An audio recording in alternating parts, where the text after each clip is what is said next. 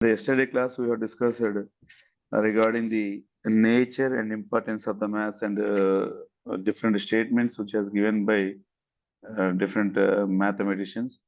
So నిన్నటి class లో మనం డిస్కస్ చేసుకుంది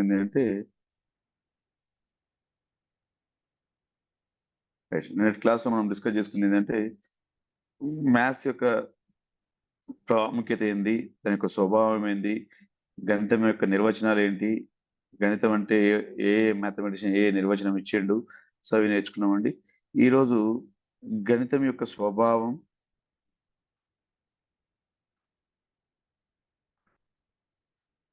గణితం స్వభావం తర్వాత గణితం యొక్క స్వభావాన్ని వివరించే ప్రసిద్ధ వాదాలు, ఇజమ్స్. ఓకే అండి, ఇంగ్లీష్లో అయితే ఇజమ్స్ అంటామండి. ఓకేనా? సో గణితం యొక్క స్వభావాన్ని వివరించే వాదాలు ఏమేమి ఉన్నాయి, అసలు గణితం స్వభావం నేర్చుకునే క్రమంలో సో ఆల్రెడీ మీకు నిన్న చెప్పినట్టు ఏమైందంటే గణితం యొక్క స్వభావాన్ని నేర్చుకునే క్రమంలో మనకి ఎక్కడ కూడా ఒక పర్టికులర్ డెఫినేషన్, ఒక పర్టికులర్ యొక్క నిర్వచనము గణితం యొక్క స్వభావాన్ని వివరించదు. గణితం యొక్క స్వభావాన్ని వివరించే క్రమంలో చాలా రకాల నిర్వచనాలు, చాలా రకాల డెఫినేషన్లు, చాలా రకాల స్టేట్మెంట్లు విన్నా కానీ అప్పటికి యొక్క స్వభావాన్ని తెలుసుకోవడం పరిపూర్ణం కాలే. కాబట్టి సో గణితం యొక్క స్వభావాన్ని వివరించడానికి ఒక 3 ప్రసిద్ధ వాదాలు మనకు ఉన్నాయండి. సో యాక్చువల్గా ఏంటి అంటే 18వ శతాబ్దం వరకు కూడా, ఆల్మోస్ట్ 18వ శతాబ్దం వరకు కూడా యూక్లిడ్ యొక్క ప్రభావం గణితం మీద, అంటే యూక్లిడ్ యొక్క గణిత ప్రభావం దాదాపు 18వ శతాబ్దం వరకు ఉందండి. ఆల్మోస్ట్ 18వ శతాబ్దం వరకు కూడా యూక్లిడ్ గణిత ప్రభావమే నిలిచిపోయి ఉండే. ఏంటి యూక్లిడ్ గణిత ప్రభావం అంటే, యూక్లిడ్ చేసింది ఎక్కడ కూడా, యూక్లిడ్ సొంతంగా రాసింది ఏమి లేదు మ్యాథ్స్ గురించి. కానీ యూక్లిడ్ నలుగురు ఒక వాళ్ళంతా ఎవరైతే ఇండివిజువల్ గా ప్రతిపాదనలు కనుక్కున్నారో, మీరు మన యూక్లిడ్ జామెట్రీ కానీ అంటే ఏమొస్తుంది అంటే, ఒక నలుగురు కనుక్కున్నారు ఎవరైతే వాళ్ళ వాళ్ళ ఇండివిజువల్ గా జామెట్రీ మీద చేసిన ప్రయోగాలు కానీ, జామెట్రీ మీద కనుక్కున్న వాటి ఏమంటారు మన సిద్ధాంతాలు కానీ అన్నిటిని క్రోడీకరించి ఒక దగ్గర రాసిన తర్వాత మళ్ళీ ఇండివిజువల్ గా రాసినప్పుడు చెప్తే, ఇండివిజువల్ ఒక్కొక్క మ్యాథమెటిషియన్ యొక్క కాంట్రిబ్యూషన్ వచ్చినప్పుడు చెప్తాం. కానీ అతను క్రోడీకరించి ఒక గ్రంథంగా రాసి ద ఎలిమెంట్స్ అనే బుక్ రాసి, ఆ ఎలిమెంట్స్ యొక్క ప్రభావం ఆల్మోస్ట్ 18వ శతాబ్దం వరకు ఉంది అనేది ఉంది. తర్వాత ఏం జరిగిందంటే 18వ శతాబ్దం తర్వాత చివరిలో, 18వ శతాబ్దం యొక్క చివరిలో ఏం జరిగిందంటే గణిత ప్రపంచం చాలా మార్పులకు లోనైందండి. అంటే ఏంటి అంటే అప్పటి నుంచి క్వశ్చనింగ్ స్టార్ట్ అయింది. అప్పటి వరకు వాస్తవ సంఖ్యా సమితి అనేది ఎగ్జిస్టింగ్ అని చెప్పేసి ఇదే సాచురేటెడ్ అని ఉండే. తర్వాత వాస్తవ సంఖ్యా సమితి యొక్క అసమగ్రత, తర్వాత సమితివాదం రావడం, అంటే సెట్ థియరీ రావడం, కొన్ని కాంట్రడిక్షన్స్ రావడం. సో వీటన్నిటిని వాటి యొక్క ఎగ్జిస్టెన్స్ ని క్వశ్చన్ చేయడం మొదలుపెట్టినప్పుడు, అప్పుడు వాటిని క్లారిఫై చేసే క్రమంలో మనకు వచ్చిన వాదాలు ఏంటంటే 3 వాదాలండి. ఒకటి తార్కికవాదం,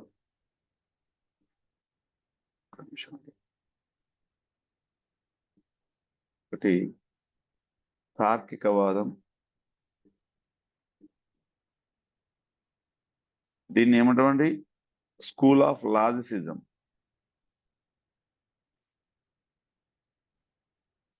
రెండోది సహజ జ్ఞానవాదం,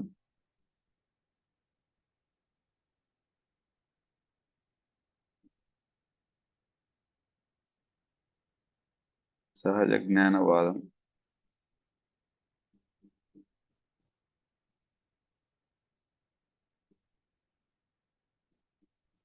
సో నెక్స్ట్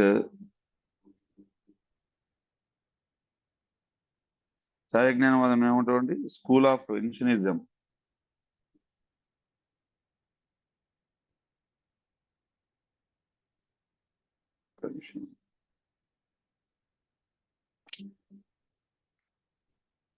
స్కూల్ ఆఫ్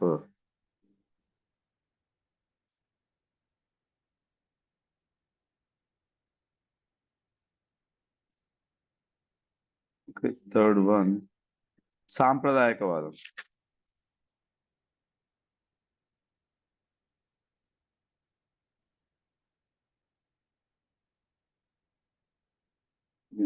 సాంప్రదాయక వాదం. సో దీన్ని ఏమంటామండి? ఫార్మలిజం. సో మనకి 3 వాదాలు మ్యాథ్స్ యొక్క స్వభావం చెప్పే ప్రయత్నం ఉన్నాయి.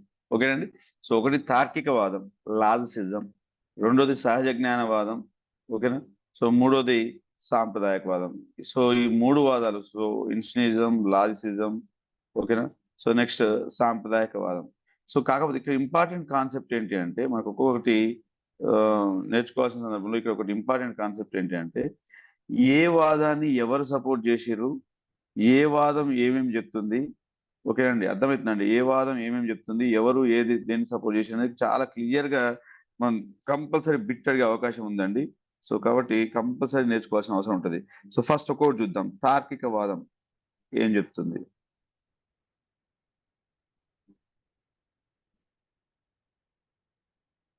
ఏమనుంది?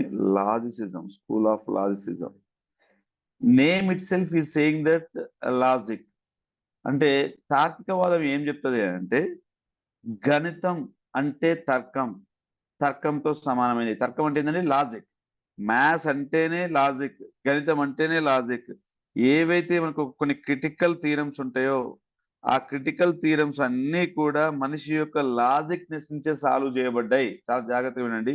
ఏదైతే సంక్లిష్టమైన స్వీకృతాలు ఉన్నాయో, ఏదైతే సిద్ధాంతాలు ఉన్నాయో, ఏదైతే అసంపూర్ణమైన స్వీకృతాలు ఉన్నాయో, అవన్నీ కూడా మనిషి యొక్క తార్కిక ఆలోచనతోటే బయటకు వస్తాయి. సో అంటే ఏ అంటే ఏ సమస్య అయినా, గణితంలో ఉన్న ఏ సమస్య అయినా తార్కికంతోటే బయటకు వస్తుంది అని చెప్పేది తార్కికవాదం అండి. అంటే మనిషి యొక్క ఆలోచన విధానం, మనిషి యొక్క లాజిక్నెస్ ని బేస్ చేసుకునే వస్తుంది అని చెప్పేసి తార్కికవాదం అండి. తార్కికవాదాన్ని సపోర్ట్ చేసింది, తార్కికవాదాన్ని అనుసరించింది ఎవరు అంటే ఇద్దరండి. ఒకటి బెర్ట్రాండ్ రస్సెల్. Bertrand Russell. ఇంకొక ఆయన ఏఎన్ వైట్ హెడ్. ఇది మోస్ట్ ఇంపార్టెంట్ అండి. ఎవరు ఏ వాదాన్ని సపోర్ట్ చేసిరండి? బెర్ట్రాండ్ రస్సెల్ అండ్ ఇంకోటి ఏఎన్ వైట్ హెడ్ అండి. ఓకేనా. సో వీళ్ళు తార్కికవాదాన్ని సపోర్ట్ చేసిన వాళ్ళు. వీరు రాసిన పుస్తకం ఏంటి అంటే ప్రిన్సిపియా మ్యాథమెటికా.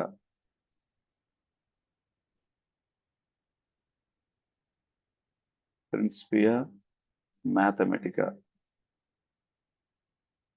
ఓకేనా. రైట్. సో ఇది వీళ్ళు రాసిన పుస్తకం అండి. సో మరొకసారి చూడండి, ఏమని చెప్తున్నాం? తార్కికవాదం అంటే గణితం అంటే తర్కంతో సమానం. ఓకేనా. తార్కికవాదాన్ని సపోర్ట్ చేసింది ఎవరండి? Bertrand Russell. తార్కికవాదాన్ని సపోర్ట్ చేసింది ఎవరు? Bertrand Russell and A N Whitehead. వీళ్ళు రాసిన పుస్తకం ఏంటండి? Principia Mathematica. So school of logicism అంటే mathematics is nothing but logic. Maths can every problem can solve by the logic only అని చెప్పేది తార్కికవాదం. తార్కికవాదాన్ని సపోర్ట్ చేసిన వాళ్ళు ఇద్దరు, Bertrand Russell, A N Whitehead. So ఇది 3 సంపుటాలలో ఉంటుందండి ఈ వాదము. ప్రిన్సిపియా మ్యాథమెటికా అనే పుస్తకం 3 సంపుటాలలో ఉంటది. ఎన్ని సంపుటాలలో ఉంటదండి? 3 సంపుటాలు. ఓకేనా. సో వీళ్ళు రాసింది ఈ బుక్ ఎప్పుడు అంటే 1910 నుంచి 1913 మధ్యలో అండి. ఓకేనా. ఇవి మేజర్ ఇంపార్టెంట్ కాన్సెప్ట్స్ అండి. ఒకటి తార్కికవాదం is nothing but school of logicism. School of logicism ని సపోర్ట్ చేసిన వాళ్ళు Bertrand Russell and A N Whitehead. వీళ్ళు రాసిన book Principia Mathematica. Principia Mathematica అనేది 3 సంపుటాల్లో ఉంటుంది. ఈ పుస్తకం రాసింది 1910 నుంచి 1913 మధ్యలో అండి. ఓకేనా. Is it clear?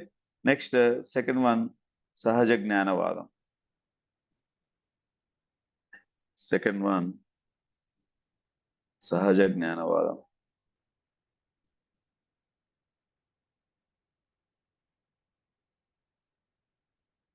రైట్.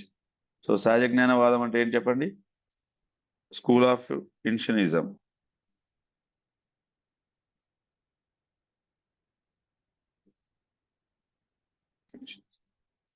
ఓకేనా. రైట్. సో సహజ జ్ఞానవాదం ఏముంటుందంటే, గణితం అనేది ఒక సాంస్కృతిక ఏకత్వం. మానవునికి ఉన్న సహజ జ్ఞాన ఫలితంగా ఏర్పడిందే గణితం అనేది సహజ జ్ఞానవాదం చెప్తుందండి. మరోసారి చాలా జాగ్రత్తగా చూడండి. ఒక్కొక్కరు ఎవరెవరు ఏం చెప్పారు అనేది కూడా మనం చాలా జాగ్రత్తగా ఉండాలి. తార్కికవాదం ఏమంటదంటే, గణితం అంటే మనిషి యొక్క లాజిక్ మీద ఏర్పడేదే గణితం అని చెప్పేసి తార్కికవాదం చెప్తే, సహజ జ్ఞానం ఏమవుతుందంటే గణితం అనేది ఒక సాంస్కృతిక ఏకత్వం. గణితం అనేది సాంస్కృతిక ఏకత్వం.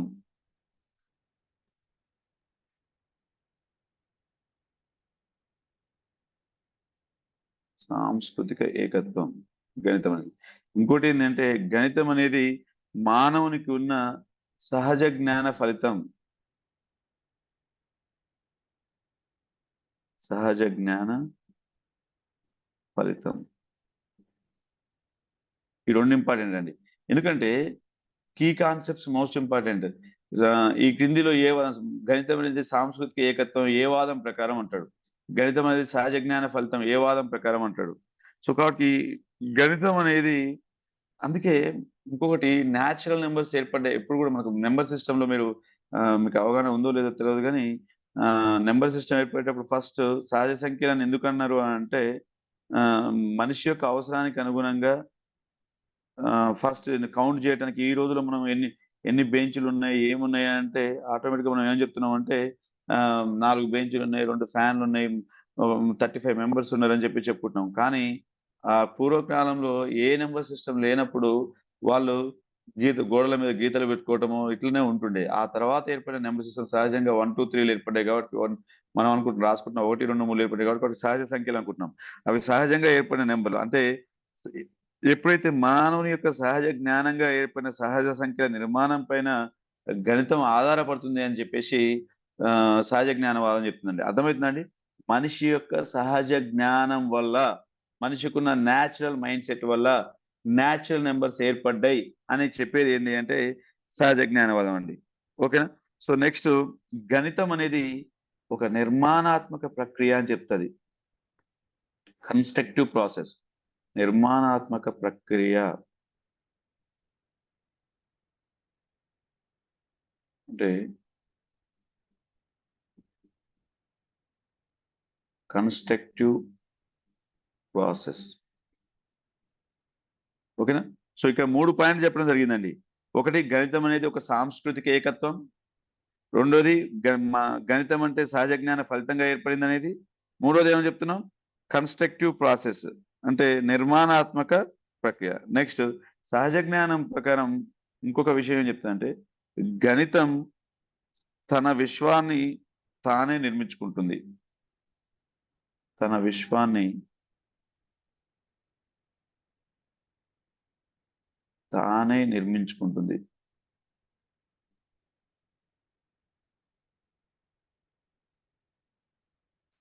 ఓకేనా? రైట్. సో ఇవి ఏంటి అంటే సహజ జ్ఞానవాదంలో చెప్పిన కాన్సెప్ట్స్. మీరు మరొకసారి చూడండి. సహజ జ్ఞానవాదంలో ఏమేమి కాన్సెప్ట్ చెప్పారు? ఒకటి, గణితం అనేది సాంస్కృతిక ఏకత్వం. రెండోది, గణితం అనేది సహజ జ్ఞాన ఫలితం.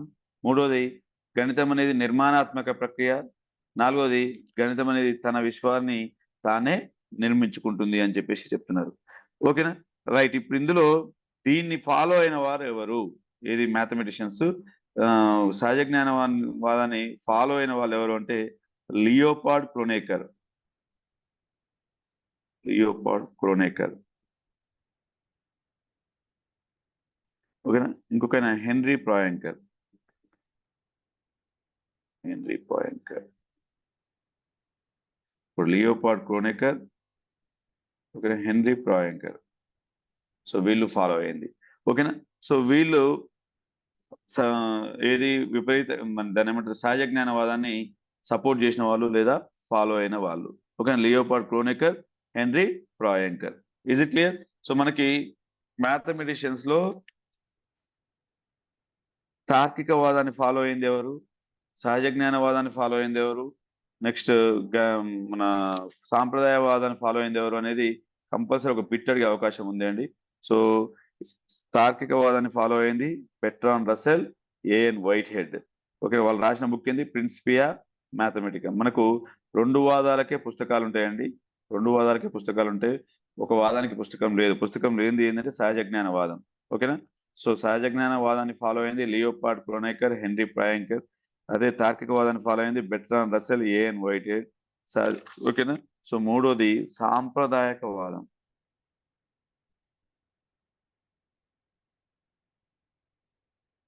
సాంప్రదాయక వాదం, దీని ఏమంటే స్కూల్ ఆఫ్ ఫార్మలిజం.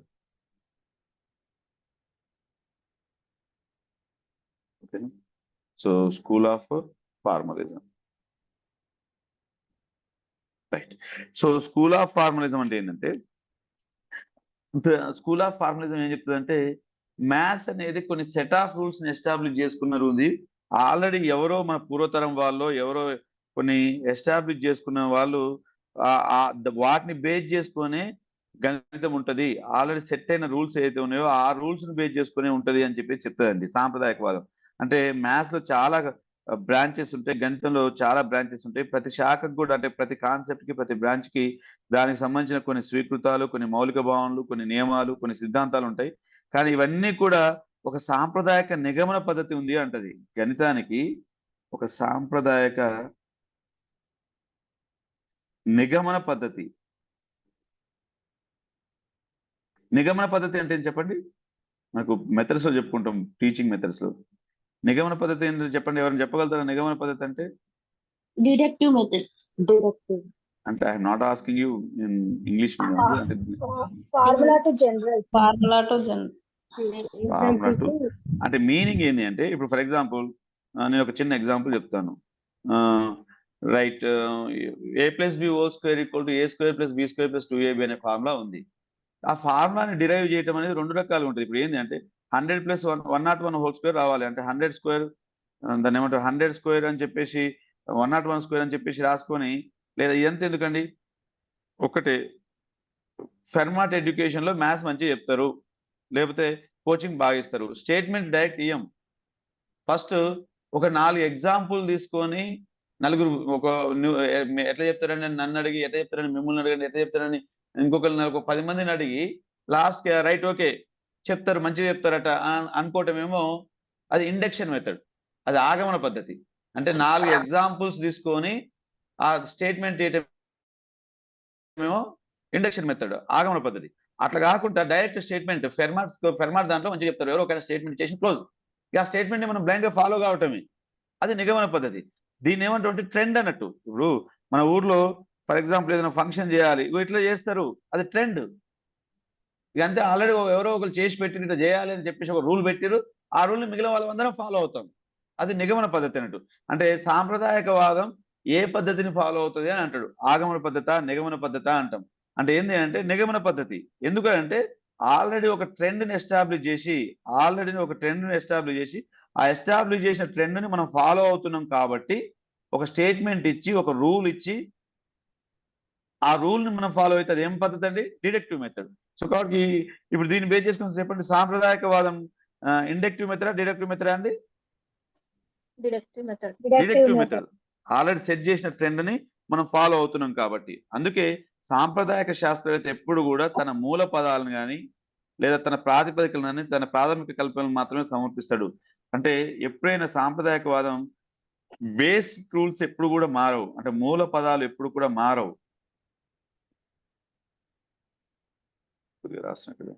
మూల పదాలు మారవు. ఎందుకని? సాంప్రదాయకవాదంలో ఆల్రెడీ సెట్ ఆఫ్ రూల్స్ అనేవి ఉంటాయి కాబట్టి ఎప్పుడు కూడా మూల పదాలు అనేవి మారవండి. ఓకే, ఇది సాంప్రదాయకవాదంలో బేసిక్ కాన్సెప్ట్. సో నెక్స్ట్, సాంప్రదాయకవాదంలో ఇంకొక ఇంపార్టెంట్ కాన్సెప్ట్ ఏంటంటే, ఎప్పుడు కూడా సాంప్రదాయకవాదంలో సత్యాలు అసత్యాలు కానీ సూత్రాలు కానీ ఉంటాయి. అవునా కదా చెప్పండి, మీరు కొద్దిగా జాగ్రత్తగా ఆలోచించండి. సాంప్రదాయకవాదంలో ఒక సత్యమైన, ఒక అసత్యమైన ఎప్పుడు కూడా సూత్రాలు లాగానే ఉంటాయట. సత్యాలు కానీ లేదా అసత్యాలు కానీ రూల్సే కదండి, సూత్రాలుగానే ఉంటాయి. ఎందుకంటే అది ఆల్రెడీ ఒక ట్రెండ్ లాగా ఫార్ములా ఒక సెట్ అయి ఉంటుంది కాబట్టి సూత్రాలుగానే ఉంటాయంట. ఓకేనా? సో రైట్, దీన్ని ఫాలో అయింది ఎవరండి? David Hilbert. David Hilbert.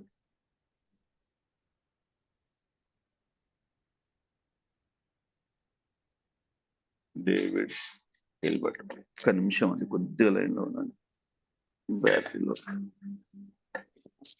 So right, మనకు 3 వాదాలను కూడా చాలా జాగ్రత్తగా గమనిస్తే ముగ్గురు మ్యాథమెటిషియన్స్ సపోర్ట్ చేసిండు. ఒకదానికి Bertrand Russell, A N Whitehead support చేసిండు. ఇంకొక వాదాన్ని డేవిడ్ హిల్బర్ట్, ఓకేనా, sorry David Henri Hilbert, Leopold Kronecker, Henri Poincare support చేసిండు. ఈ వాదాన్ని సపోర్ట్ చేసిందంటే డేవిడ్ హిల్బర్ట్ అండి. ఈ వాదాన్ని సపోర్ట్ చేసింది ఎవరు? David Hilbert. ఈయన టైమింగ్ వచ్చేసి 1862 నుంచి 1942 మధ్యలో. ఈయన రాసిన ఫేమస్ గ్రంథం ఏంటంటే ఏం చెప్పండి? గ్రాండ్లా మ్యాథమెటికా గ్రాండ్లా గెండర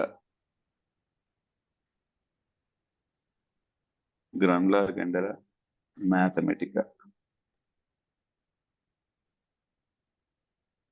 ఓకే, ఈయన రాసింది గ్రాండ్లా గెండర మ్యాథమెటికా. ప్రిన్సిపియా మ్యాథమెటికన్ రాసింది ఎవరండి? మనం వెనకకి వెళ్తూనే ఉండాలి. ప్రిన్సిపియా మ్యాథమెటికన్ రాసింది ఎవరండి? Bertrand Russell, A N Whitehead. Very good. గ్రాండ్లా గెండర మ్యాథమెటికన్ ఇంకో మాట అంటాం ఏమంటే గణిత పునాదులు అంటామండి. గణిత పునాదులు అర్థమైందండి. గ్రాండ్లా గెండర మ్యాథమెటికన్ గణిత పునాదులు అంటాం.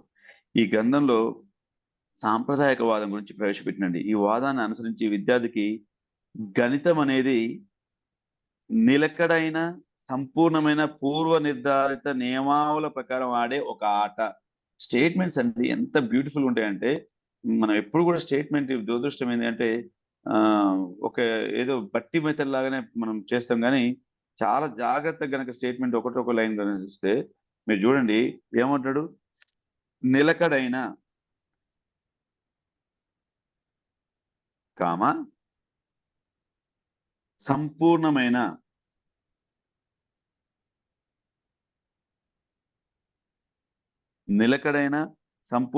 పూర్వ నిర్ధారిత నియమావళి ప్రకారం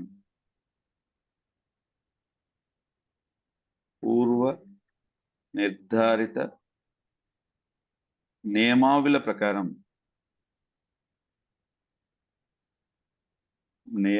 ప్రకారం ఆడే ఆటే మ్యాథ్స్ ప్రకారం ఆడే ఆటే గణితం అంటాడండి. చూడండి ఒకసారి స్టేట్మెంట్ జాగ్రత్తగా అయితే, కబడ్డీ ఆడాలి మనం. ఆల్రెడీ ఏమవుతుందంటే కబడ్డీ ఆడాలంటే ఒక సెట్ ఆఫ్ రూల్స్ ఉంటాయి. క్రికెట్ ఆడాలి, ఒక సెట్ ఆఫ్ రూల్స్ ఉంటాయి. అంటే మనం మ్యాథ్స్కి ఎట్లా దీన్ని బేస్ చేసుకుంటాం అంటే, ఎవరో ఎస్టాబ్లిష్ చేసిన రూల్స్ తోటి ఆ రూల్స్ మధ్యలోనే అటు ఇటు కొట్టుకోవడమే మ్యాథ్స్ అంటాడు. అంటే కొత్తగా అంటే ఏ వాదం కూడా ఈ వాదం కరెక్ట్ అని చెప్పేసి మనం చెప్పలేమండి. తార్కిక వాదం ఏమో లాజిక్ అంటాడు, సాంప్రదాయక వాదం ఏమో మనం కొత్తగా కనుక్కునేది ఏం లేదు, ఆల్రెడీ కనుక్కున్న వాటిని మనం ఫాలో అవటమే అంటాడు. ఓకే, సహజ జ్ఞానవాదం అనేమో మొత్తం ఆల్రెడీ మెంటల్ మన మైండ్ సెట్ తోటి సహజంగా ఏర్పడేది, మానవుని యొక్క సహజంతో ఏర్పడేది అంటాడు. అంటే ఏ వాదం కూడా పూర్తిగా సపోర్ట్ చేసేది లేదు, కానీ వాదం ఏం చెప్తుంది అనేది మనకు మోస్ట్ ఇంపార్టెంట్. సో ఇక్కడ కూడా ఏమంటున్నాడంటే నిలకడైన అంటే కన్సిస్టెన్సీగా already well settled establish rules ఏదైతే ఉంటే ఆ రూల్స్ మధ్యలో మనం ఆడే ఆటే మ్యాథ్స్ అని చెప్పేసి అని అంటాడండి. సో ఇది ఎవరు సపోర్ట్ చేసినట్టు? డేవిడ్ హిల్బర్ట్ రాసిన బుక్ ఏంటండి? గ్రాండ్లా గెండర మ్యాథమెటికా. ఇంకో మాట ఏమంటామండి? గణిత పునాదులు. సో అందుకే కర్ట్ గోడెల్ ఏమంటాడంటే, ఇది కూడా ఇంపార్టెంట్. కర్ట్ గోడెల్ 1906 నుంచి లైఫ్ టైం 1978 వరకు. కర్ట్ గోడెల్ ఒక స్టేట్మెంట్ ఇస్తానండి. ఏమని అంటే, అంకగణితం, సంఖ్యా రెండింటిని సంగతంగాను సంపూర్ణంగాను నిరూపించి చూపడానికి ఏ సాంప్రదాయక స్వీకృతాల వ్యవస్థ అయినా సరిపడింది కాదు అని నిరూపించానండి. కర్ట్ గోడెల్ ఏమంటారంటే ఆర్థమెటిక్ ని, నెంబర్ థియరీని, సంఖ్యావాదం కర్ట్ గోడెల్ సంఖ్యావాదము, ఆర్థమెటిక్, ఒక్క నిమిషం, సంఖ్యావాదము నెక్స్ట్ అంకగణితం, ఈ రెండింటిని కలిపి అంకగణితము, సంఖ్యావాదం, ఒక్క నిమిషం నేను ఇక్కడ రాస్తున్నాను. ఇలా ఒక్కరోజు కొద్దిగా ఇబ్బంది పడండి, నేను సాయంత్రం కల్లా నాది ఐప్యాడ్ వస్తుంది. అంకగణితం సంఖ్యావాదం, ఈ రెండింటిని కలిపి, అంకగణితము సంఖ్యావాదం కలిపి రెండింటిని కలిపి నిరూపించడానికంటే ఏ సాంప్రదాయక స్వీకృతాల వ్యవస్థ కూడా ఈ రెండింటిని కలిపి సంపూర్ణంగా నిరూపించుకోవడానికి సరిపోలేదు అంటాడు. అందుకే గొడెల్ ఏం చేస్తాడంటే ఒక అసంపూర్ణ సిద్ధాంత ప్రవచనాన్ని ఎస్టాబ్లిష్ చేస్తాడు. అంటే ఏమంటంటే మనం ఏదైతే అంకగణితం ఉందో, ఏదైతే సంఖ్యావాదం ఉందో, ఈ రెండింటిని కలిపి ఇంతవరకు ఏది కూడా పర్ఫెక్ట్ గా ప్రూవ్ చేయలేదు అని చెప్పేసి గొడెల్ అసంపూర్ణ ప్రవచన సిద్ధాంతాన్ని ప్రవేశపెడతాడు. అసంపూర్ణ ప్రవచన సిద్ధాంతం. సార్ ఇది ఇంగ్లీష్ లో ఏమంటారు సార్? అంకగణితం.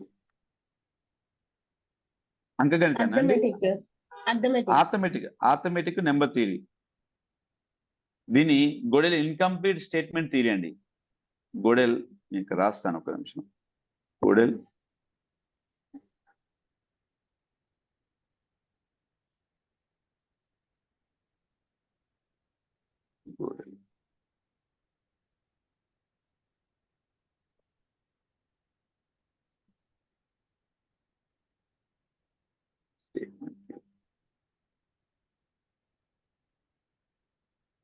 ఓకేనా? గొడెల్ అసంపూర్ణ సిద్ధాంతం. ఇది కూడా ఈ రెండు కూడా ఏది డేవిడ్ హిల్బర్ట్ కానీ, గ్రన్లాగెన్ మ్యాథమెటికా కానీ, లేదా గొడెల్ ఇన్కంప్లీట్ థియరీ కానీ, ఈ రెండు కూడా సాంప్రదాయకవాదంలోకి వస్తాయండి. Okay, is it clear? So మొత్తం మీద ఇవి 3 వాదాలండి. మనకు ఈ 3 వాదాల్లో మళ్ళొకసారి రివ్యూ కనుక చేసుకుంటే, ఒకటి తార్కికవాదం, స్కూల్ ఆఫ్ లాజిసిజం, రెండోది సహజ జ్ఞానవాదం, సో మూడోది సాంప్రదాయకవాదం. ఓకేనండి. స్కూల్ ఆఫ్ లాజిసిజం తార్కికవాదాన్ని సపోర్ట్ చేసింది Bertrand Russell, A N Whitehead. వీరు రాసిన బుక్ ప్రిన్సిపియా మ్యాథమెటికా. ఓకే, ఇది 3 సంపుటాలలో ఉంది. ఇది 1910 నుంచి 1913 మధ్యలో 3 సంవత్సరాల కాల వ్యవధిలో రాశారు. ఓకేనా? తార్కికవాదాన్ని ప్రకారం మ్యాథ్స్ అంటే తర్కంతో కూడింది, గణితం అంటేనే లాజిక్ అని చెప్పేసి చెప్తున్నారు. సహజ జ్ఞానవాదం ప్రకారం ఒక 3-4 స్టేట్మెంట్లు ఉంటాయి. సహజ జ్ఞానవాదం ప్రకారం గణితం అనేది ఒక సాంస్కృతిక ఏకత్వం, గణితం అనేది సహజ జ్ఞాన ఫలితంగా ఏర్పడింది. ఓకే, గణితం అనేది ఒక కన్స్ట్రక్టివ్ ప్రాసెస్, నిర్మాణాత్మక ప్రక్రియ. ఓకేనా? సో దీన్ని సపోర్ట్ చేసిన వాళ్ళు ఎవరు అంటే Leopold Kronecker, Henri Poincare. Leopold Kronecker, Henri Poincare సహజ జ్ఞానవాదాన్ని సపోర్ట్ చేశారు. నెక్స్ట్ సాంప్రదాయకవాదం, school of formalism. School of formalism ప్రకారం గణితంలో చాలా బ్రాంచెస్ ఉంటాయి. ఈ బ్రాంచెస్ అన్నిట్లలో కూడా మనకు ఒకదానికొకటి set of rules already establish అయి ఉంటాయి. అంటే గణితం అనేది ఒక నిర్మాణాత్మక ప్రక్రియ, అంటే గణితం అనేది ఒక నిగమన పద్ధతిని ఫాలో అవుతుంది. సో సాంప్రదాయ శాస్త్రవేత్తలు వాళ్ళ యొక్క మూల పదాలని సమర్పిస్తారే తప్పితే కొత్తగా కనుక్కునేది ఏముండదు అని చెప్పేది సాంప్రదాయకవాదం. సాంప్రదాయకవాదం ప్రకారం డేవిడ్ హెల్బర్ట్ సపోర్ట్ చేసిన డేవిడ్ హెల్బర్ట్ 1862 నుంచి 1942 మధ్యలో ఉన్నాడు. తను రాసిన గ్రంథం పేరు ఏంటంటే గ్రన్లా గండర మ్యాథమెటిక్ అండి. సో గ్రన్లా గండర మ్యాథమెటిక్కి మరొక పేరు గణిత పునాదులు. కానీ ఈ వాదాన్ని అనుసరించే విద్యార్థికి, ఏదైతే సాంప్రదాయకవాదం ఉందో ఆ వాదాన్ని అనుసరించే విద్యార్థికి గణితం అనేది ఎప్పుడు కూడా ఒక నిలకడైన, సంపూర్ణమైన, పూర్వ నిర్ధారిత నియమావళి ప్రకారం ఆడే ఒక ఆట అని చెప్పింది ఎవరు అంటే డేవిడ్ హిల్బర్ట్. ఏంటంటే ఇది మోస్ట్ ఇంపార్టెంట్ స్టేట్మెంట్ అని చాలాసార్లు అడిగింది. ఇది గణితం నిలకడైన, సంపూర్ణమైన, పూర్వ నిర్ధారిత నియమావళి ప్రకారం ఆడే ఒక ఆట అని చెప్పింది. నెక్స్ట్ కర్ట్ గోడెల్ ఏమంటాడంటే అంకగణితం, సంఖ్యావాదం ఈ రెండింటిని కలిపి, ఆర్థమెటిక్ నెక్స్ట్ నెంబర్ థియరీని కలిపి ఇంతవరకు ఎక్స్ప్లెయిన్ చేసే వాదం ఎక్కడ రాలేదు అని చెప్పేసి తను అందరికీ అర్థమయ్యే భాషలో గొడెల్ అసంపూర్ణత సిద్ధాంత ప్రవచనం, గొడెల్ ఇన్కంప్లీట్ స్టేట్మెంట్ థియరీ అని చెప్పేసి ఒకటి ప్రవేశపెట్టిండండి. ఓకేనా? సో క్రమంగా లాస్ట్కి ఏమైతే అన్ని సర్దుకొని గణిత పరిశోధనలు వేగంగా పుంజుకున్నాయి. తర్వాత గణితానికి విస్తృత ప్రయోజనాలు, విలువల దృష్ట్యా దాని యొక్క అర్థం, స్వభావం ఇంకా విపరీతంగా వేరే రూపంలో మారిపోయింది. ఏ వాదం ఏది సపోర్ట్ చేసినా, తార్కికవాదం యొక్క సిద్ధాంతాన్ని సపోర్ట్ చేసిన, సహజ జ్ఞానవాదం సిద్ధాంతాన్ని సపోర్ట్ చేసిన, లేదా సాంప్రదాయవాదం సిద్ధాంతం చేసినా కానీ చివరికి ఏం జరిగింది అంటే అసలు మ్యాథ్స్ యొక్క రూపాన్ని పూర్తిగా మార్చుకొని ఏ ఒక్క వాదము వలన మ్యాథ్స్ కాదు అని చెప్పేసి అన్ని వాదాలను కలయబూచుకుంటూ దాని యొక్క రూపాన్ని మార్చుకుందండి. ఇది 3 వాదాలకు సంబంధించిన విధానం. తర్వాత గణిత చరిత్రను ఎందుకు చదవాలి, గణిత చరిత్రను చదవాల్సిన అవసరం ఏంది, దాని యొక్క ప్రయోజనాలు ఏంది, అర్థమైందండి. మ్యాథ్స్ అని చెప్పేటప్పుడు కాన్సెప్ట్ చెప్పకుండా గణిత చరిత్రను చదవాల్సిన అవసరం ఏంది. ఓకేనా? సో గణిత చరిత్ర ప్రయోజనాలు.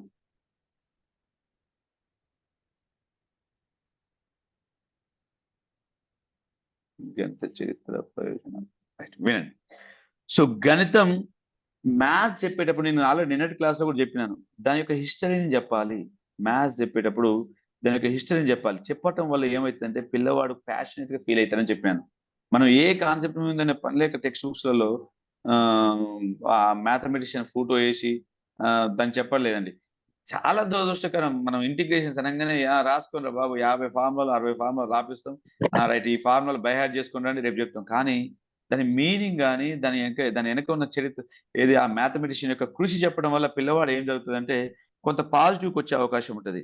అందుకే గ్లైసర్ ఈయన గ్లైసర్ ఎవరు ఈయన అంటే British Association for the advancement of science కి అధ్యక్షుడు అండి. బ్రిటిష్ అసోసియేషన్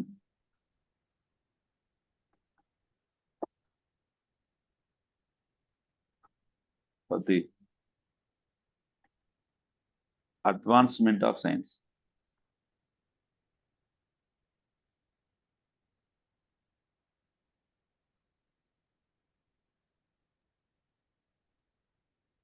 దీనికి అధ్యక్షుడు.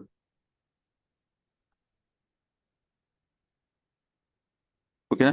ఏ టైంలో అంటే 1890 టైంలో ఈయన ఒక స్టేట్మెంట్ ఇస్తాడు. దేని గురించి, ఎందుకు ఈయన గురించి మనం మాట్లాడుకుంటాం అంటే ఈయన ఒక స్టేట్మెంట్ ఇస్తాడు. ఏం స్టేట్మెంట్ అంటే గణితాన్ని గనక దాని చరిత్ర నుంచి అంటే దాని యొక్క హిస్టరీ నుంచి విడగొట్టే ఏ ప్రయత్నం జరిగితే గణితం నష్టపోయినంతగా ఏ శాస్త్రం నష్టపోదు అంటాడండి. అర్థమైందంటే గ్లైసర్ ఏమంటాడంటే గణితాన్ని గనక మీరు సపరేట్గా దాని చరిత్రతో కూడుకుంటా ఒకవేళ కనుక మీరు గణితాన్ని కనుక విడగొట్టి కనుక మ్యాథ్స్ కనుక టీచ్ చేస్తే గణితం నష్టపోయినంతగా ఏ శాస్త్రం నష్టపోదు అంటాడు. గణితాన్ని దాని చరిత్ర నుండి విడగొడితే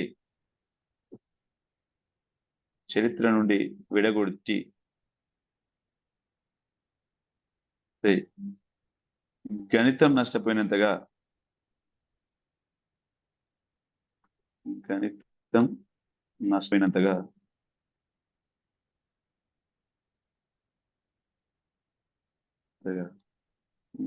ఏ ఇతర శాస్త్రం నష్టపోదు. ఇది ఇంపార్టెంట్ స్టేట్మెంట్. ఇవన్నీ కూడా చాలాసార్లు అడిగిన బిట్లు. ఏ ఇతర శాస్త్రం నష్టపోదు.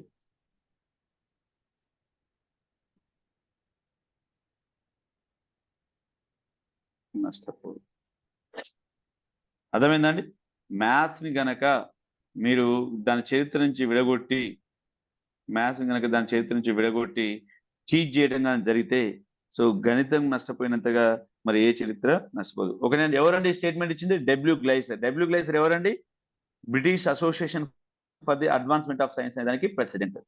ఓకేనండి. సో అంటే ఎందుకు నేర్చుకోవాలి గణిత శాస్త్రం అంటే గణిత శాస్త్రంలో కొత్త విషయాలు, గణిత శాస్త్రం దానికి పెద్ద స్టాండర్డ్ స్టేట్మెంట్స్ ఏమి ఉండవు, కానీ మ్యాథ్స్ కనుక దాని చరిత్ర నుంచి విడగొడితే ఏం నష్టపోద్ది అనే స్టేట్మెంటే మోస్ట్ ఇంపార్టెంట్. ఓకేనా? నెక్స్ట్ గణిత చరిత్ర ఒక ఇంపార్టెంట్ స్టేట్మెంట్ ఒకటి ఇంకోటి ఏంటంటే ఎవరు ఇచ్చినది కాకుండా గణిత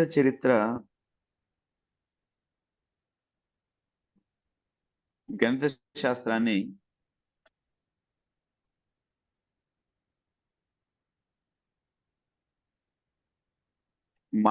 మానవతా విలువలోకి తీసుకెళ్తుంది.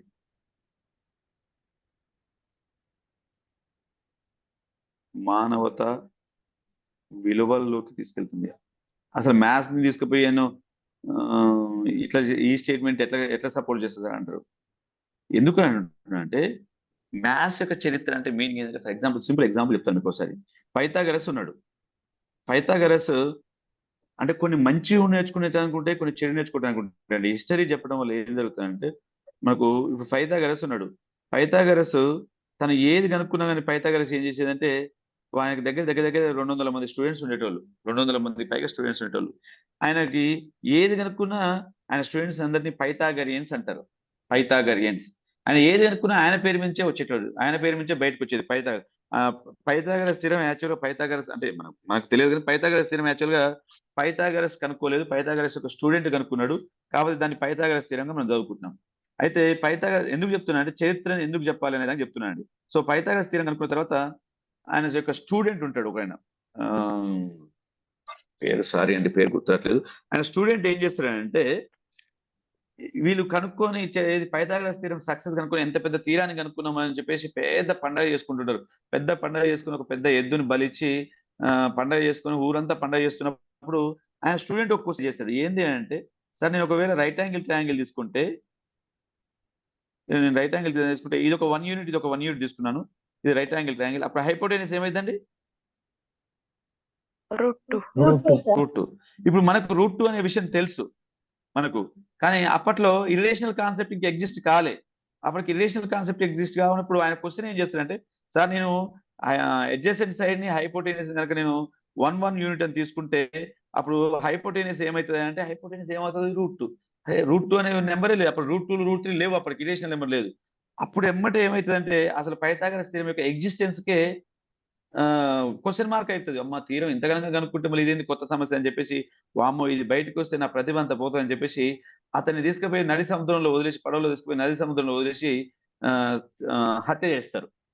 ఇది నానుడి. అంటే ఈ హిస్టరీ చెప్పడం వల్ల పిల్లలకి మానవతలోకి తీసుకుపోవడం అంటే, ఓహో అంటే గణితం వచ్చినంత మాత్రాన కూడా క్రూరంగా ఉండకూడదు, గణితం వచ్చినంత మాత్రాన క్రూయల్ మైండ్ సెట్ ఉండకూడదు, మన తప్పుల్ని మనం ఏమంటారు యాక్సెప్ట్ చేయాలి, మనం స్వీకరించగలగాలి అనే ఫీలింగ్ పెరుగుతుంది అన్నట్టు. అంటే ఒక మ్యాథ్స్ యొక్క హిస్టరీని చెప్పడం వల్ల చెప్తుంది. ఫర్ ఎగ్జాంపుల్ జార్జ్ కాంటర్ ఉన్నాడు.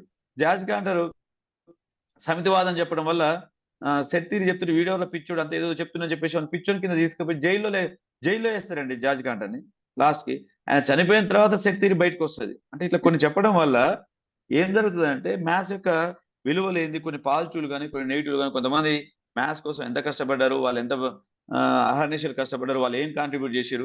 రామానుజన్ స్టోరీ చెప్పినాం అనుకోండి, రామానుజన్ ఎంత పూర్ ఉండే కానీ అంటే గణితానికి ఫైనాన్షియల్ బ్యాక్గ్రౌండ్ అవసరం లేదు అనేది చెప్తుంది, తెలియజేస్తుంది అన్నట్టు. Okay, is it clear? Right. Next, గణిత చరిత్రని ఒకవేళ కలిపి బోధించడం వల్ల ఏం ఉపయోగం ఉంటుంది ఏంది అనేది చెప్పేసి ఇంతకుముందు డబ్ల్యూ గ్లైసర్ చెప్తే, ఇంకొక ఆయన రీసెర్చే చేసిండండి. ఎవరు అంటే D Standard. So D Standard ఆయన ఏం చేసిందంటే గణితాన్ని దాని చరిత్రతో కలిపి బోధించడం వల్ల గణిత భావాల యొక్క అవగాహన మెరుగవుతుందని చెప్పేసి ఆయన ఒక రీసెర్చ్ చేస్తే, ఆయన రీసెర్చ్ యొక్క రిజల్ట్ ఇట్లా ఉందండి. ఇది కూడా మోస్ట్ ఇంపార్టెంట్. డి స్టాండర్డ్ ఆయన ఏం చేసినంటే గణితాన్ని కలిపి బోధించడం వల్ల ఏం జరుగుతుంది అంటే, ఫస్ట్ గణితం పట్ల అవగాహన పెంపొందుద్ది.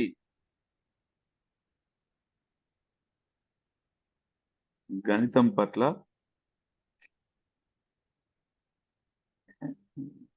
సారీ అండి, ఒక్క నిమిషం అండి, పెన్ను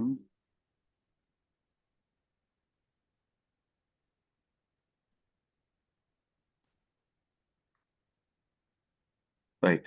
సో గణితం పట్ల అవగాహన పెరుగుతుంది అని, అవగాహన పెరుగుతుంది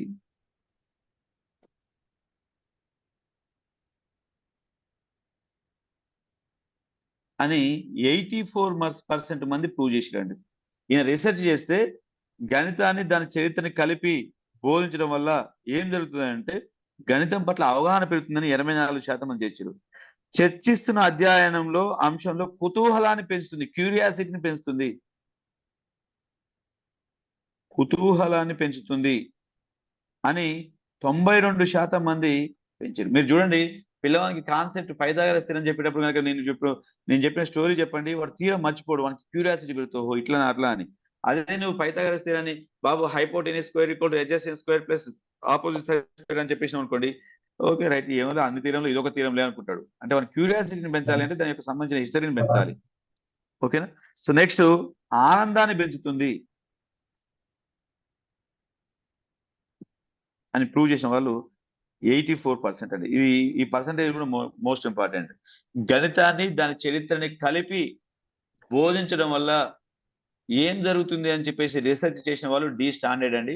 డి స్టాండర్డ్ రిజల్ట్స్ ప్రకారం గణితాన్ని చరిత్రని కలిపి బోధించడం వల్ల గణితం పట్ల అవగాహన పెరుగుతుంది అని 84% మెంబర్స్ అంటే, కుతూహలం పెరుగుతుందని 92% మంది అంటే, ఆనందం పెరుగుతుందని చెప్పేసి ఏమంటారంటే 84% అన్నారండి. ఈ పర్సంటేజెస్ కూడా మోస్ట్ ఇంపార్టెంట్. సో కాబట్టి విద్యార్థులకి గణితం పట్ల అనుకూల వైఖరిని కలిగించడంలో గణిత చరిత్ర ఎక్కువ ప్రభావం ఉంటుంది. ఓకేనా? రైట్. నెక్స్ట్ డి స్టాండర్డ్ తో పాటు right. So international congress in mathematics అండి, మ్యాథమెటిక్స్ ఎడ్యుకేషన్ అంటే ఇది జపాన్ లో ప్రదర్శించారు.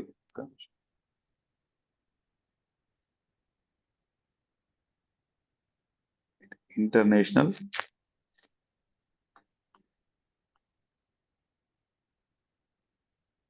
కాంగ్రెస్ ఇన్ మ్యాథమెటిక్స్ ఇది ఒక్కొక్క ఇయర్ ఒక్కొక్క దగ్గర జరుగుతుంది. మన దగ్గర కూడా కాంగ్రెస్ ఇన్ మ్యాథమెటిక్స్ అని జరుగుతుంది. ఇప్పుడు ఏది మరి రాష్ట్రం విడిపోయిన తర్వాత నాగేశ్వర చెప్పాలి, యాక్చువల్లీ జరుగుతుంటది. ప్రొఫెసర్స్ అందరు కలిపి చేస్తుంటారు. నేను 2007 లో వరంగల్ కేవీలో జరిగిండే, మేము ఉన్నప్పుడు అప్పుడు పీజీ చేసినప్పుడు. ఓకేనా? సో అట్లా international congress in mathematics education అని చెప్తే ఇది ఎందుకు చెప్పుకుంటున్నాం అంటే ఇక్కడ సందర్భం ఏంటంటే ఇది 2000 లో జపాన్ లో జరిగిందండి. 2000 ఇయర్ లో జపాన్ లో జరిగింది. అయితే ఇలా జరిగినప్పుడు ఒక డిస్కషన్ డాక్యుమెంట్, చర్చా పత్రం అంటే మామూలు పేపర్స్ సబ్మిట్ చేస్తారు కానీ పేపర్ సబ్మిట్ చేసేటప్పుడు ఇక్కడ ఒక చర్చా పత్రం అంటే డిస్కషన్ డాక్యుమెంట్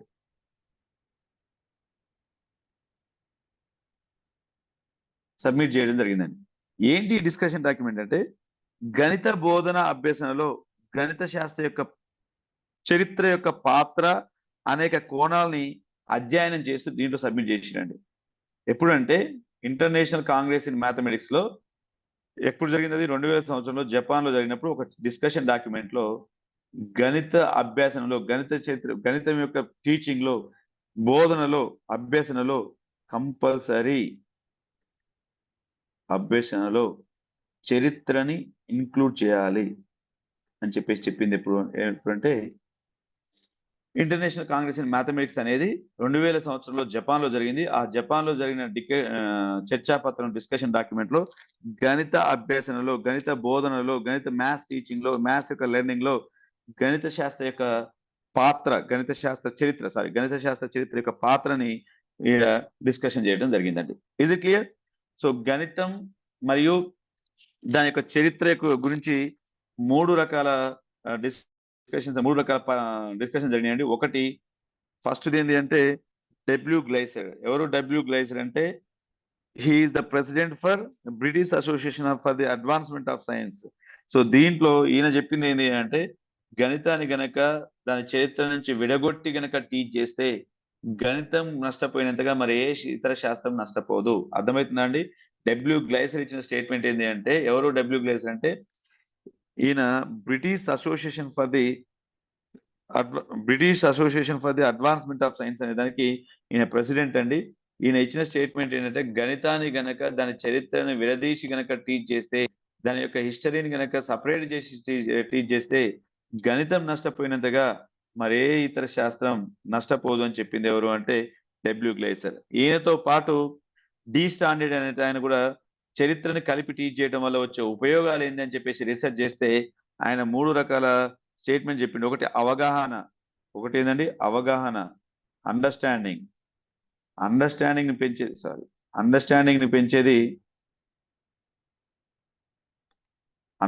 ని పెంచుతుందని 84% మెంబర్స్ అంటే క్యూరియాసిటీని పెంచుతుందని చెప్పేసి 92% మెంబర్స్ అంటే ఆనందాన్ని, హ్యాపీనెస్ పెంచుతుందని 84%. ఇవన్నీ కూడా ఎవరి రిజల్ట్స్ అండి? డి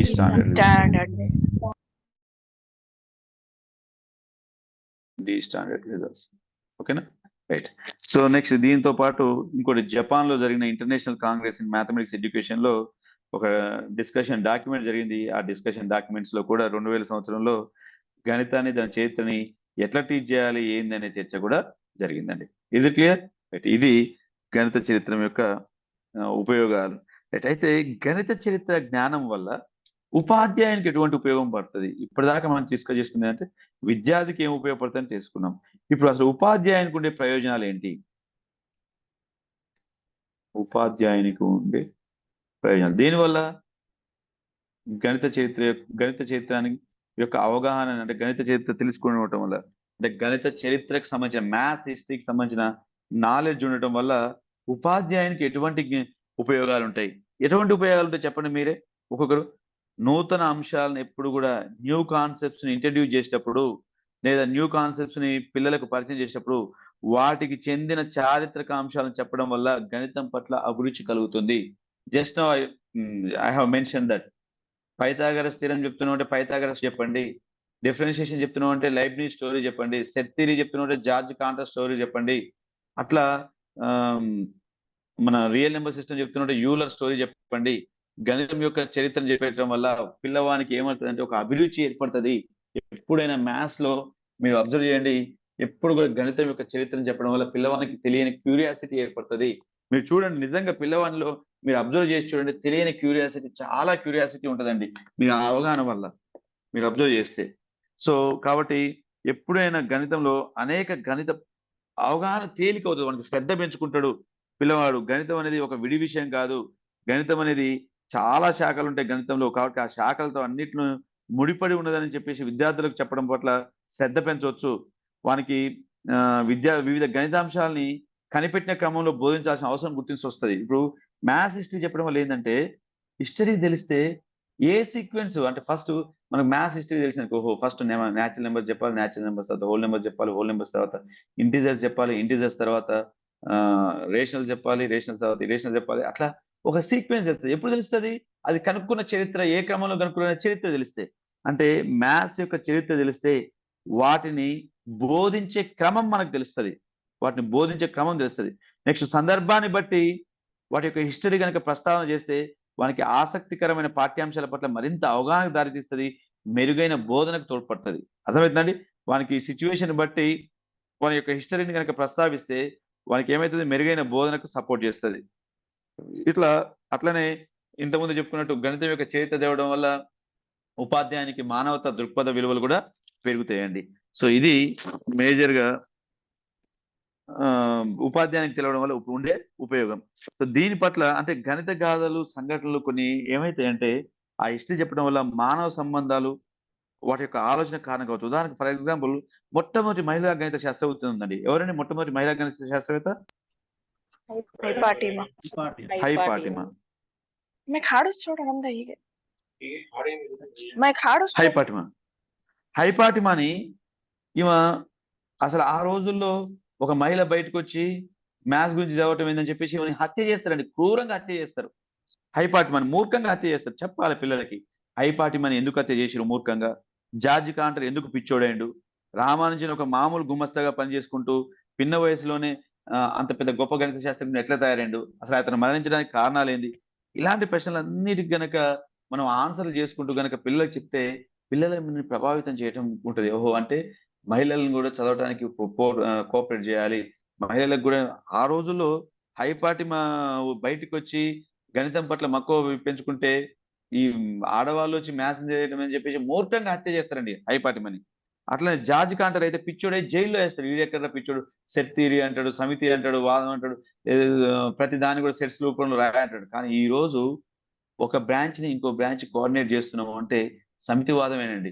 మీరు అబ్జర్వ్ చేసారో లేదో, కొన్ని స్టాండర్డ్ బుక్స్ ఏ స్టాండర్డ్ బుక్ తీసుకున్నా కానీ కంపల్సరీ ఫస్ట్ లాస్ట్ కి సమితివాదం, ఫస్ట్ సెట్ థియరీ గురించి చెప్పిన తర్వాతనే బేసిక్ కాన్సెప్ట్స్ స్టార్ట్ చేస్తారు. మీరు ఫర్ ఎగ్జాంపుల్ గోల్డెన్ సిరీస్ ఉంటుంది, ఇది రియల్ అనాలిసిస్ చూడండి. ఫస్ట్ ఒక 40-50 పేజ్ సెట్ థియరీ చెప్పిన తర్వాత రియల్ అనాలిసిస్ స్టార్ట్ చేస్తాడు.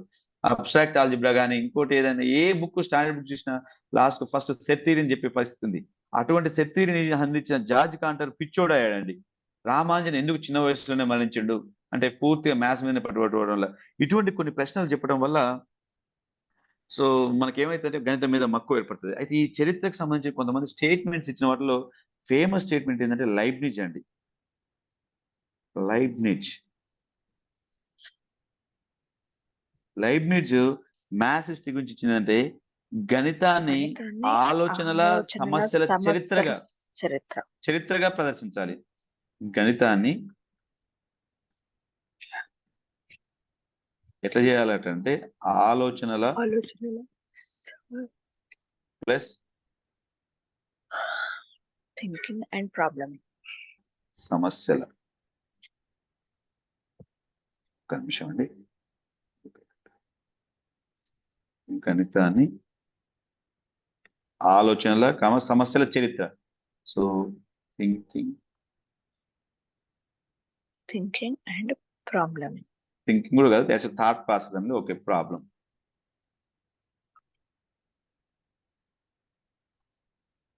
ఈ రెండింటి యొక్క చరిత్రగా. ఓకేనా? So Leibniz statement, important statement. గణితాన్ని ఆలోచనల సమస్యల చరిత్రగా ప్రదర్శించాలి.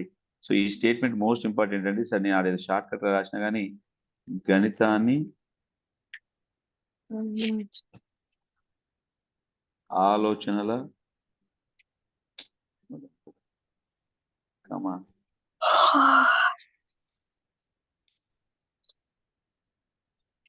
సమస్యల చరిత్రగా ప్రదర్శించాలి.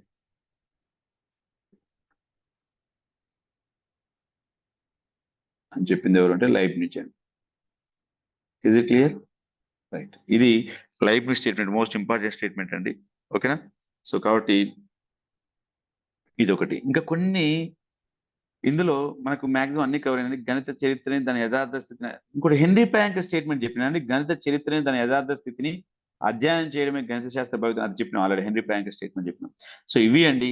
సో మనకు గణిత శాస్త్రం యొక్క స్వభావం, నిర్వచనాలు, దాని యొక్క ప్రాముఖ్యత గురించి చెప్పుకున్నదండి. Clear? Is it clear? So మొత్తం మీద ఈ చాప్టర్ లో మళ్ళొక్కసారి కనుక మనం రివ్యూ చేసుకుంటే, సో మేజర్ కాన్సెప్ట్స్ ఏంటి అంటే మనకు ఇందులో అడగడానికి బిట్లో అడగడానికి అవకాశం ఉన్న కాదు అంటే హెన్రీ ప్రాంకెట్ డెఫినేషన్ ఒకటి, పాస్కల్ డెఫినేషన్ ఒకటి, బెంజమిన్ పేస్ డెఫినేషన్ ఒకటి, బెంజమిన్ ఫ్రాంక్లిన్ ఒక డెఫినేషన్ ఒకటి, బెర్ట్రాండ్ రస్సెల్ డెఫినేషన్ ఒకటి. సో ఆ తర్వాత వాదాలకు వచ్చేసరికి తార్కిక వాదం ఏం చెప్తుంది, సహజజ్ఞాన వాదం ఏం చెప్తుంది, సాంప్రదాయక వాదం ఏం చెప్తుంది, తర్వాత గణిత చరిత్ర యొక్క అధ్యయనం ఏంటి, వాటి యొక్క ప్రయోజనాలు ఏంటి, ఎవరు ఏ స్టేట్మెంట్ ఇచ్చారు అనేది అండి. ఒక్కసారి బ్రీఫ్ గా కనుక రివ్యూ చేసుకొని, సరే పాయింట్ టు పాయింట్ మనం చదివినా కానీ బ్రీఫ్ రివ్యూ చేసుకుంటే ఒక 5 నిమిషాలు చాలా జాగ్రత్తగా నా వర్డ్స్ వినండి. రాయటం కంటే కూడా ఒకసారి వర్డ్స్ వినండి.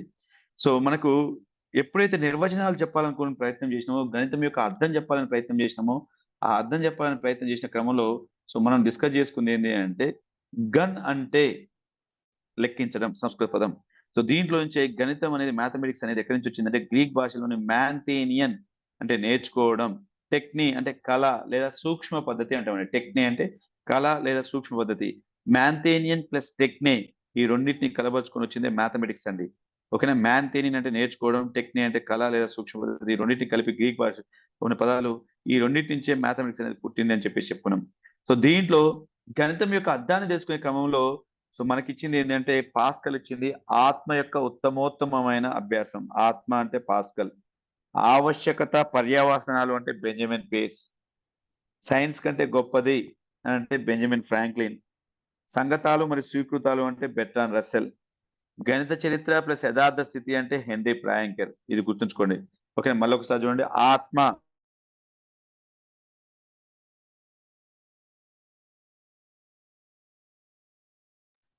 నరేష్ సార్ పవర్ పోయింది.